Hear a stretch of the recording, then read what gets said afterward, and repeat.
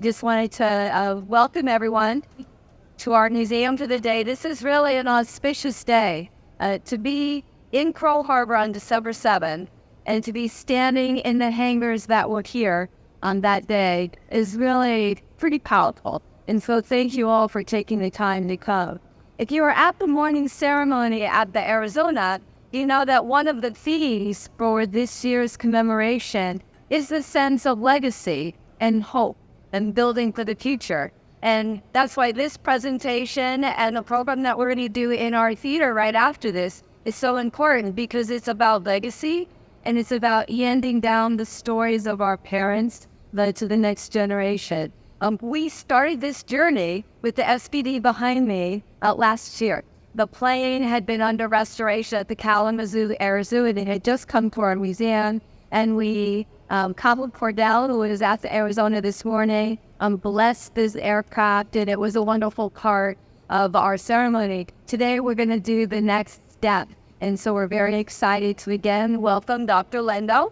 I'll give you a short bio on Dr. Lendo just so that you know who he is.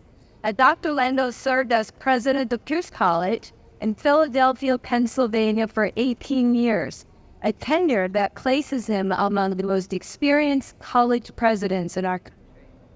Recipient of many awards, Dr. Lendo holds a Bachelor of Business Administration from the University of Notre Dame, a Master's in Education from American University, and PhD from Boston College, and certificates of advanced graduate study from Harvard and Oxford. Most recently, in his connection to our museum through this plane, and I'm going to let him share the story, Dr. Lendo set up a new endowment at our museum. The Lieutenant John Lendo Memorial Fund will now serve to advance the mission and the vision of our museum. And I don't know if you're going to show the picture or if I should. So this is John Lendo, who we're going to be speaking about. So it gives me great pleasure to introduce Dr. John Lendo.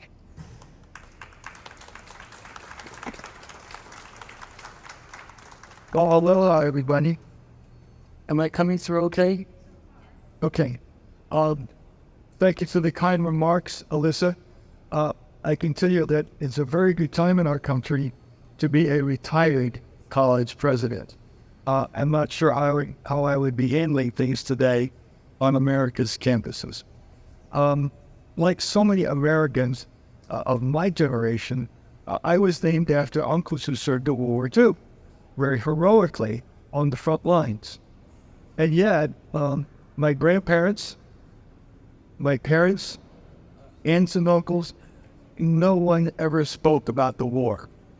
My brother and I knew very little. I suspect, my brother and I, we both suspect that when my uncle was killed in action, his remains were never found. It created great sadness. So my brother and I, basically like all the kids in the neighborhood, we basically read books and went to the movies and we watched films. That's what we knew about World War II. We knew nothing about my Uncle John's legacy, who I was named after. So, years go by, decades go by, year after year, and it's 2009. So I had retired to Naples, Florida, and I would go out and jog every morning around 7 o'clock. Now, I'm from Philly, so for winter time I bleed Eagles green, and then in the summertime I bleed Phillies red. So I go out to run, and there's a guy jogging by, and he's got a Chicago Cubs baseball cap on, a Chicago Cubs shirt, shorts, and even his gym socks were Chicago Cubs. So, like every good Philly fan, I immediately started harassing them.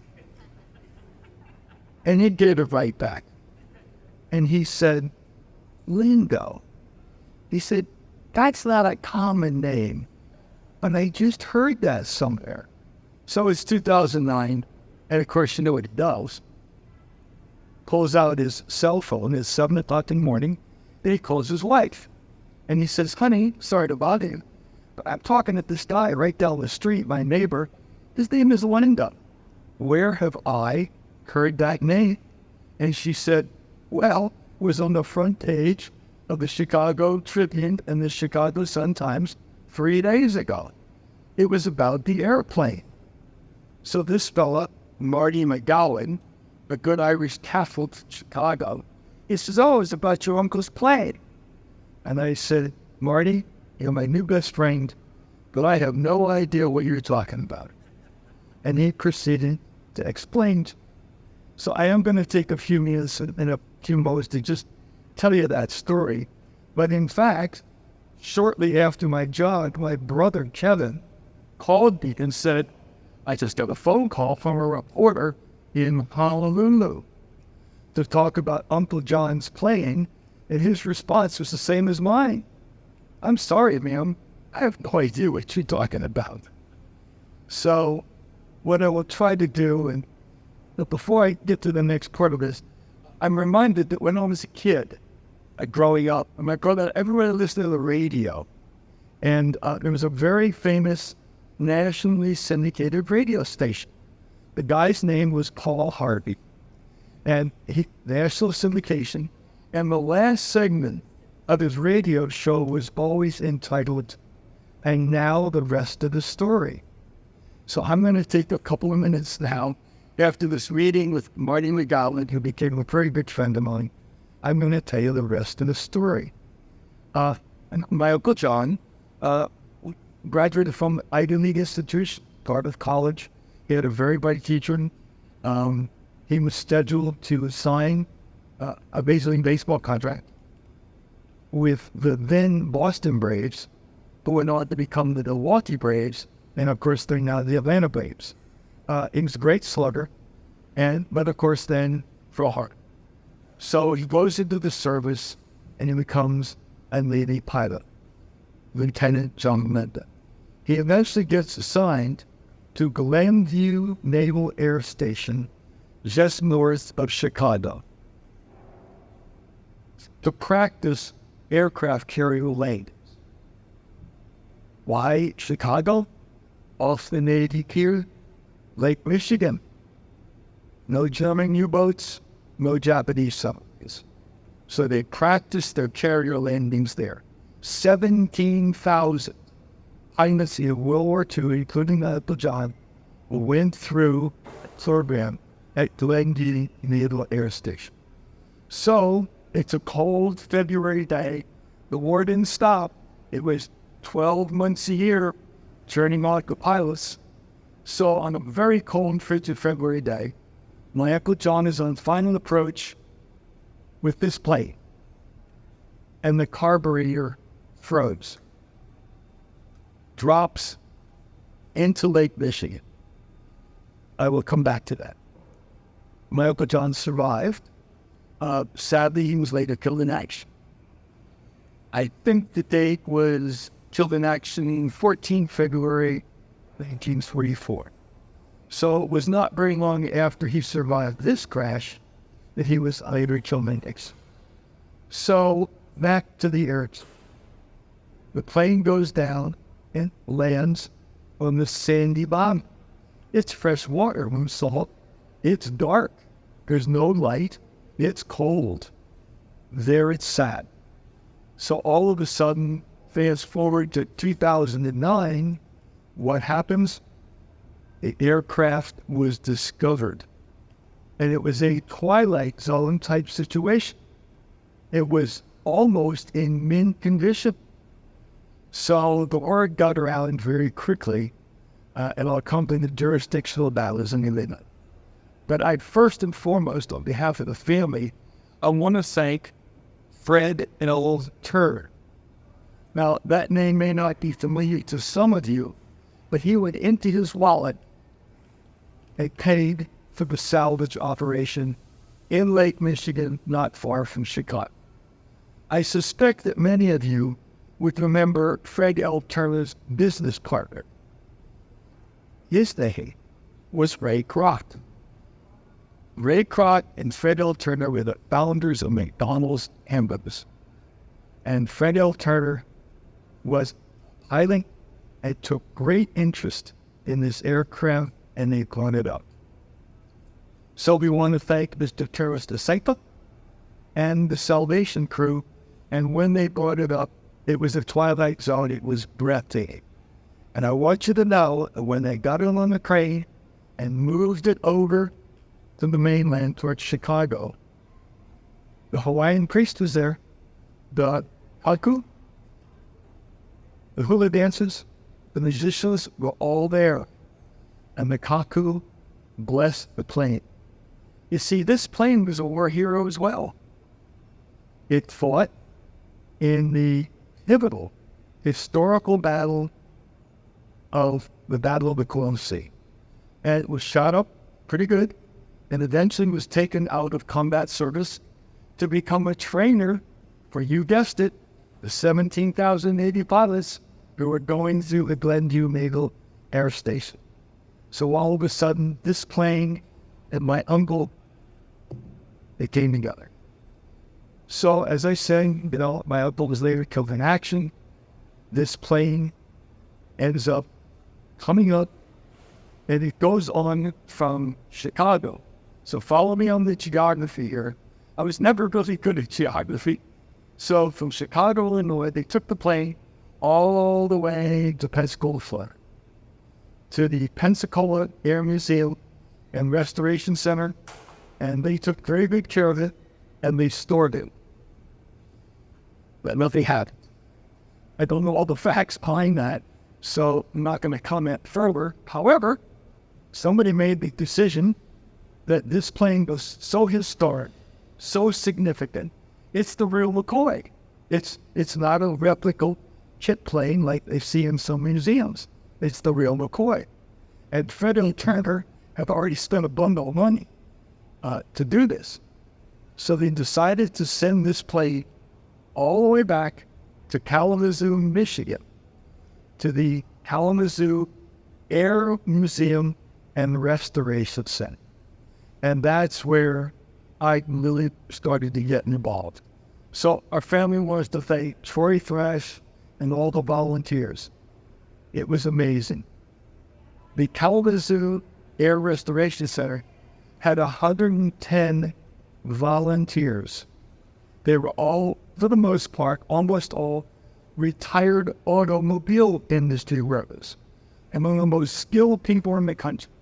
Welders, painters, you name it, they were there. And you can see the result of their work.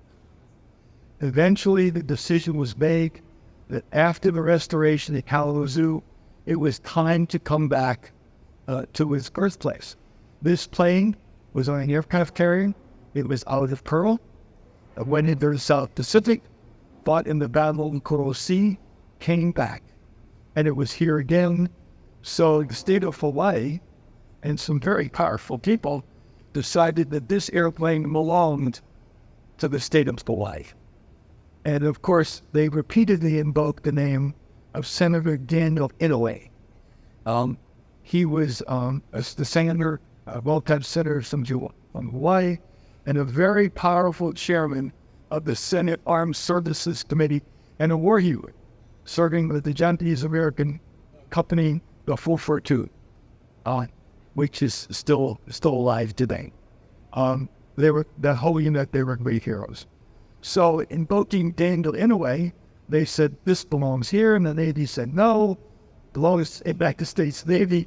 So they kind of went back and forth like the windshield, and it ended up, in Pensacola, then the Kalamazoo, and finally, I believe, we're at our resting place here. So we certainly want to thank Alyssa Lyons and everyone to everything they're doing. I'm happy to be a friend of the museums.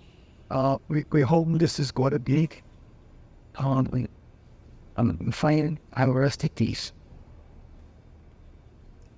We are very grateful that all of you are here. Like I said, we invite you. The storyboard of my uncle is over here. Several people have already told me that I look like my uncle, and they could tell by my nose. So I'm not sure if that's good or bad. So I'm going to be here. So I think, Alyssa, we're ready. The Navy has made the decision, as keeping with the tradition, we are now going to unfold the next chapter.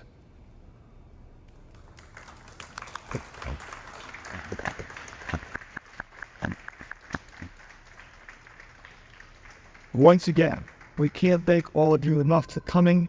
And if we have a moment, sir, do you have a question? Price were Malone Rose, Elijah Liz, and Utami Suiji. February 1st, they had a lot of casualties. Yes. And they died of as well. To the best of my knowledge, yes. Once again, I would say very briefly, this opened up to our family an incredible legacy.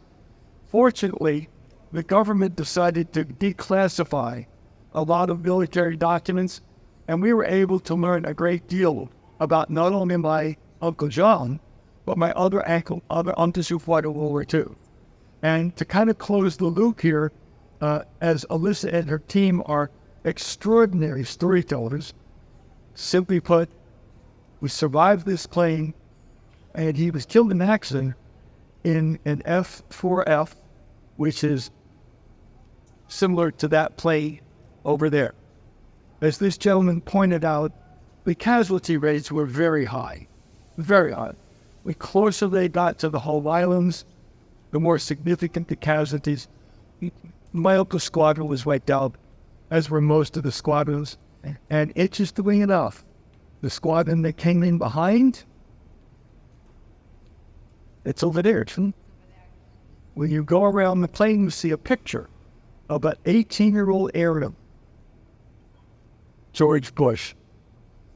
George Bush's squadron was wiped out.